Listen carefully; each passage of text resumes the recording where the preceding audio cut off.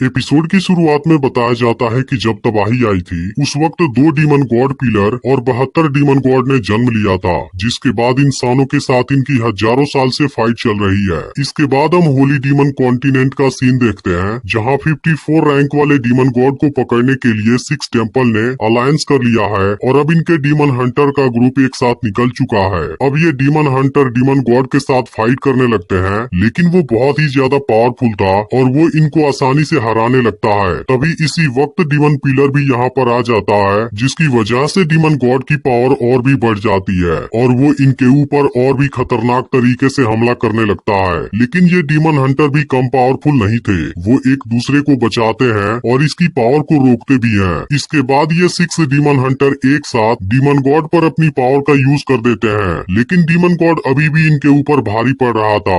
यह देख इसमें से एक डीमन हंटर अपनी ड्रैगन पावर का यूज करने लगता है, जबकि इसमें से दूसरा डीमन हंटर अपनी स्वॉर्ड पावर का यूज करता है और वो इसे कैद करने लगते हैं। लेकिन डीमन गॉड फिर भी खुद को आजाद करा लेता है, जिसे देख डीमन हंटर का ग्रुप हैरान हो जाता है। तभी डीमन गॉड यहाँ से भागने लगता है, जिसके बाद डीमन हंटर इसे रोकने की कोशिश करते हैं, लेकिन आखिर में डीमन गॉड इनके हाथ से निकल जाता है और अब इनकी पूरी मेहनत बेकार होती हुई नजर आती है। इसके बाद डीमन गॉड किसी जगह पर आ जाता है, जहाँ हम इसके असली चेहरे को देखते हैं और इसके पास में एक बड़ा सा ब्लैक ड्रैगन भी था। तभी इसका पीछा करते हुए डीमन हंटर का ग्रुप भी यहाँ पर आ जाता है और अब इनको पता चलता है कि यह डीमन गॉड तो असल में डीमन एम्परर है, जो आज खुद इनके साथ फाइट करने आ गया है। लेकिन ये 6 डीमन हंटर अभी भी नहीं रुकते और डीमन एम्परर का सामना करने चले जाते हैं। लेकिन तभी डीमन एम्परर किसी अजीब सी पावर का यूज कर देता है, जिसके सामने ये सभी डीमन हंटर कमजोर पड़ने लगते हैं। इसके बाद बताया जाता है कि डीमन को यहाँ आए 6000 साल से भी ज्यादा हो गया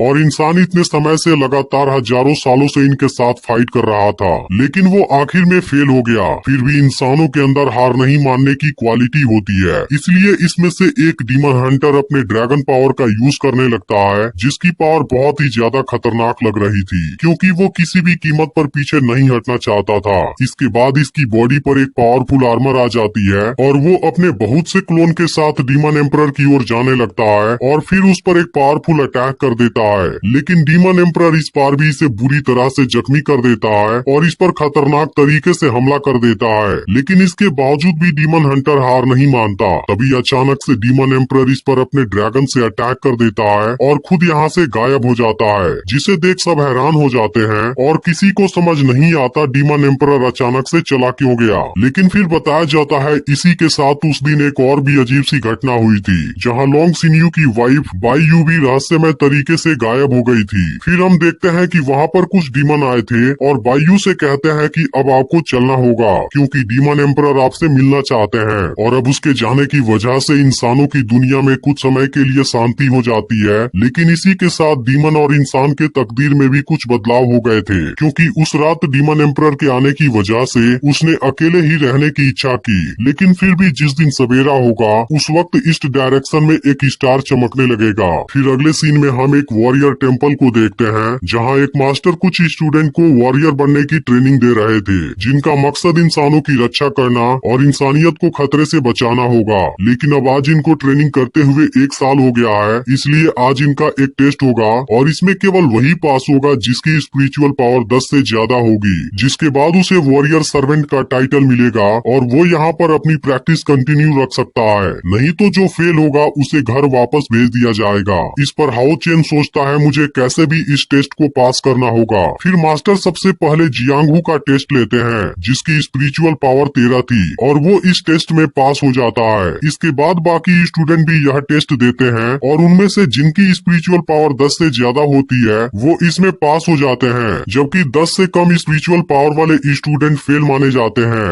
इसके बाद सबसे लास्ट में हाओ चेन की बारी आती है, जिसके बाद सभी इसकी स्पिरिचुअल पावर देखने के लिए एक्साइटेड हो जाते हैं। फिर हाओ चेन भी अपनी तलवार से पिलर पर हमला करता है, लेकिन अफसोस इसकी स्पिरिचुअल पावर केवल 9 पर पहुंच पाती है, जिसे देख सभी स्टूडेंट परेशान हो जाते हैं, क्योंकि हाओ चेन टेस्ट में फेल हो चुका था। अब इस बात से हाओ चेन काफी दुखी था और मास्टर से एक और चांस मांगने लगता है, क्योंकि वो इस बार जरूर पास हो जाएगा। लेकिन मास्टर इसे चांस नहीं देते, क्योंकि यह चीज बाकी फेल हुए स्टूडेंट के साथ गलत हो जाएगी। अब इस बात से हाओ चेन काफी दुखी हो जाता है, क्योंकि टेस्ट टेस्ट में फेल होने की वजह से इसका सारा वेपन वापस ले लिया जाएगा और अब उसे स्पिरिचुअल लिक्विड भी नहीं मिल पाएगी। इसके बाद हाओ चेन इनके सामने घुटने टेक देता है और दूसरा चांस मांगने लगता है, क्योंकि हाओ चेन किसी भी हालत में यह टेस्ट पास करना चाहता है और डिस्क्रिमिनेशन फेस्टिवल में इसका रुकना जरूरी है। अब यह देखते ही स्टूडेंट मास्टर से हाओ चेन को एक और चांस देने की रिक्वेस्ट करने लगते हैं, क्योंकि सब जानते हैं कि हाओ चेन सबसे ज्यादा मेहनत करता है और उसने इनको भी टेस्ट में पास करने में मदद की थी। इस तरह से अब सभी स्टूडेंट इसके सपोर्ट में खड़े हो जाते हैं, लेकिन मास्टर भी अच्छे से जानते हैं हाओ चेन शुरुआत से ही सबसे ज्यादा मेहनत करता है और वो ट्रेनिंग पूरी करने के लिए अपनी जी जान लगा देता है। इसके बाद मास्टर सभी को शांत कराते हैं और हाओ चेन को दूसरा चांस देने के लिए तैयार हो जाते हैं, लेकिन इसके लिए उसे जियांगहू के साथ फाइट करना होगा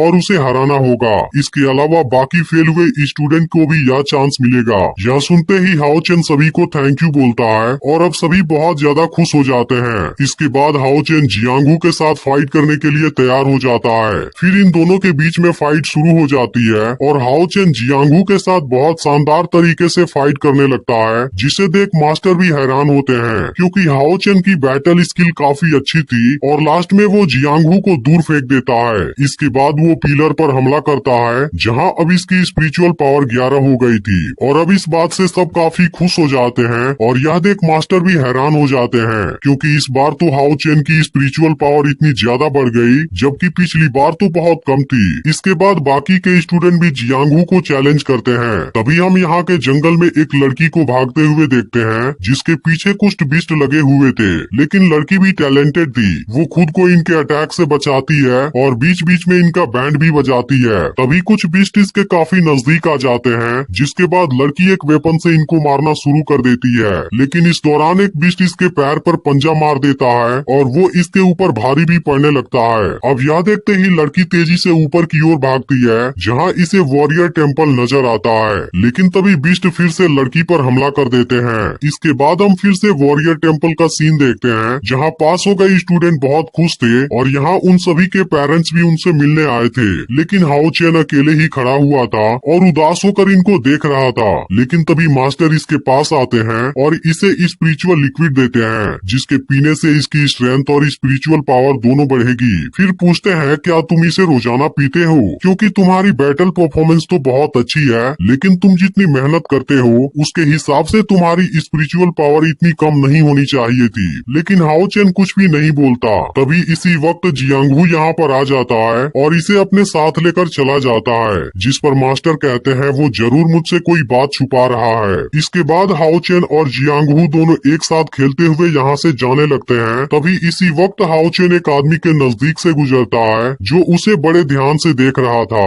इसके बाद ये दोनों जंगल में चले जाते हैं, जहाँ जियांगहू हाओ चेन को अपनी स्पिरिचुअल लिक्विड देता है, क्योंकि वो जानता है कि हाओ चेन अपनी स्पिरिचुअल लिक्विड अपनी मॉम को देता है, जिनकी कंडीशन काफी खराब है। तब हाओ चेन कहता है कि अब उनकी बॉडी कुछ रिकवर हो गई है। इस पर जियांगहू इसे समझाता है कि तुम्हें अपना भी ख्याल रखना चाहिए, क्योंकि इसकी वजह से तुम्हारी परफॉर्मेंस खराब हो जाएगी। लेकिन हाओ चेन अपनी मॉम से बहुत ज्यादा प्यार करता है, इसलिए वो किसी भी कीमत पर उन्हें खोना नहीं चाहता और वो उनके लिए कुछ भी करने के लिए तैयार है। तब जियांगहू सोचता है बिना स्पिरिचुअल लिक्विड के इसकी पावर इतनी ज्यादा है, अगर वो ओरिजिनल स्पिरिचुअल लिक्विड पीने लगा तो इसकी पावर तो बहुत ज्यादा हो जाएगी। अब हाओ चेन को अपनी मॉम के लिए जंगल में हर्ब लेने जाना था, इसलिए वो यहाँ से अकेले ही आगे चला जाता है। तब जियांगहू कहता है तुम केयरफुल रहना, क्योंकि मैंने सुना कि सामने वाले माउंटेन में कुछ बिस्ट गए हैं। अब हाओ जंगल में हर्ब लेने लगता है, लेकिन तभी इसके पीछे कुछ गिरता है। यह देख हाओ चेन अपनी तलवार निकाल लेता है, क्योंकि इसे लग रहा था यहाँ पर कोई बिस्ट आ गया है। फिर वो इस जगह को चेक करता है, जहाँ इसे एक लड़की बेहोश पड़ी हुई नजर आती है और असल में वो वही लड़की है जिसका बिस्ट पीछा कर रहे थे। इसके बाद हाओ चेन लड़की के पास आता है, जो इसे बहुत ब्यूटीफुल लग रही थी। फिर वो इसे जगाने जाता है, लेकिन तभी लड़की बिना कुछ सोचे इसकी गर्दन पर चाकू रख देती है और फिर एपिसोड यहीं पर एंड हो जाता है। तो यह वीडियो आपको कैसी लगी आप कमेंट करके जरूर बताइएगा, और इसके दूसरे और तीसरे एपिसोड भी जल्द अपलोड होंगे, इसलिए आप इसे जितना हो सके उतना लाइक और शेयर कर दीजिएगा।